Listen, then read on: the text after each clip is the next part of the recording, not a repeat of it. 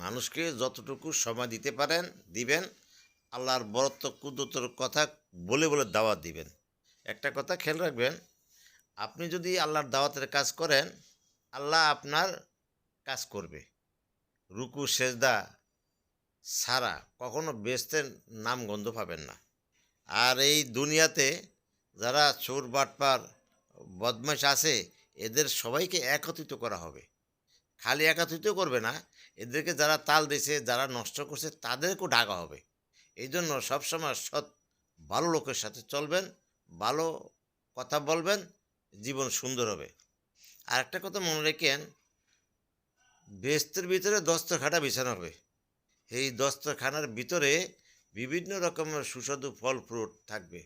আর এই ফল ফ্রুট একমাত্র তারাই খাইতে পারবে যারা সবসময় আল্লাহ পাকের জিকির আজগার অন্তরে অন্তরে বলে, অথচ আজবাজে কথা বলে না। এরপর দেখেন আরেকটা জিনিস, আমরা অনেকে অনেক সময় তুচ্ছ তাচ্ছিল্য করি। কাউকে এই দুনিয়াতে তুচ্ছ তাচ্ছিল্য করা যাবে না, কারণ সবাই এক আল্লাহর, এক বান্দা।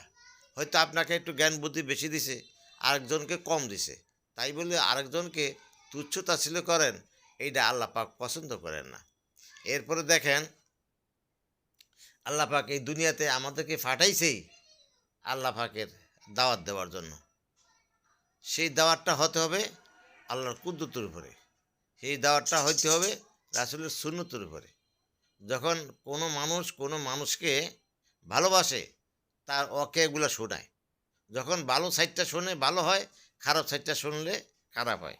এই জন্য দেখেন, এই দুনিয়াতে ফাস্টফুড করলে ভিসা লাগে।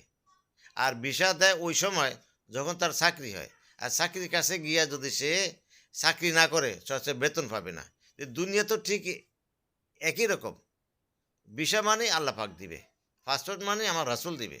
তাহলে আমরা দুনিয়াতেই যদি ফাস্টফুড ভিসার মতো কামাই করে যেতে পারি, আমার দুনিয়া আখেরাতে আমাকে কেউ ঠেকাতে পারবে না। আরও সবচেয়ে মজার ব্যাপার হলো যে আবু তালেবকে আল্লাহ রাসূল দিন রাত সব সময় বুঝাইছে, এমনকি যেদিন মারা যাব সেদিনও বুঝাইছে। ইব্রাহিম আলাইসাল্লাম তার আব্বাকে অনেক বোঝাতে চেষ্টা করছে। নূহ আলাইসাল্লাম তার ছেলেকে চেষ্টার কোনো কমতি করে নাই।